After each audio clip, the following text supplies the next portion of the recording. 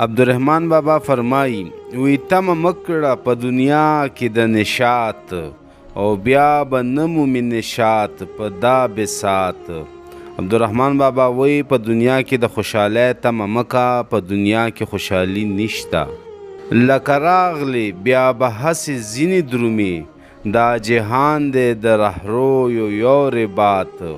او څنګه چې دنیا ته راغې داسې به ته ځې. د دنیا مثال د سرای دی، لکه څنګه چې سرای کې مسافر راشي د مشي او بیا ترې لاړ شي، دغسې به ټول انسانان دنیا کې یو مخصوص وخت تیروي او هغې نه پس به بیا د دنیا نه ځي. تر هر ګام لاندې کوې دی د دې دهر، ایښی بویه هر قدم دی په احتیاط.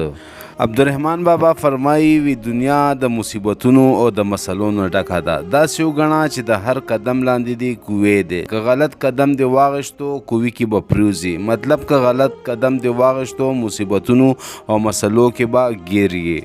ودانا و ته په دا جهان ښکارېږي، هم جنت او هم دوزخ او هم صراط. هوښیار خلک په دنیا کې هغه دي چې هغې ښه سوچ سره کار وکړي. هغې ته پته ده چې کم کار غلط دی، کم کار سم دی، کم کار به مې دوزخ له بوځي او کم کار به مې جنت ته بوځي. نو دې دپاره هر کار نه کولو نه مخکې ښه فکر او سوچ پکار دی. لکم ذاته بې دیانته بې نمازه، تمه مه کړه د نیکۍ د یو قرات. کم خلک چې منځ اودس نه کوي، کم خلک چې کم ذاته دي او په امانت کې خیانت کوي، د داسې خلکو نه د یو ذرې د ښېګړې تمه مه کړه.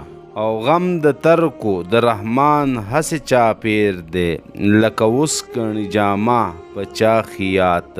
عبدالرحمن بابا فرمایي وي دا زړه مې د ښکلو خلکو داسې د غمونو په وجه باندې ریچه ریچه کړی دی، ذرې ذرې کړی دی، لکه څنګه چې یو درزي جامې ګنډي او د هغې نه مخکې یې ریچه ریچه کړي او ټولې جامې ټوټه ټوټه کړي.